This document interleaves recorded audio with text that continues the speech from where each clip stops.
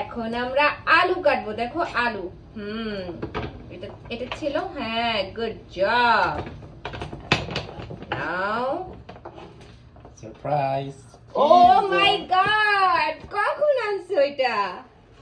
ইয়াও, বাবা কে খাবে? Pizza, my favourite. Oh my god, thank you so much. Wow, খাবে?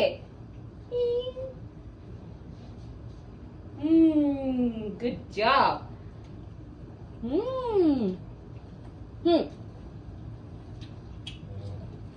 ওয়াও, খুবই মজার, খুবই মজার।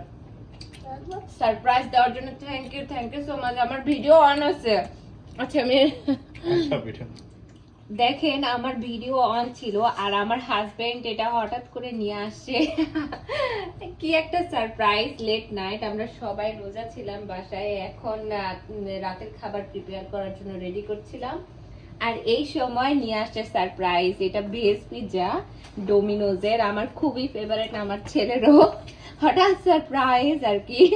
এর মধ্যে মাশরুম আর ব্ল্যাক অলিভ আর গ্রিন পেপার আছে, এই আর কি।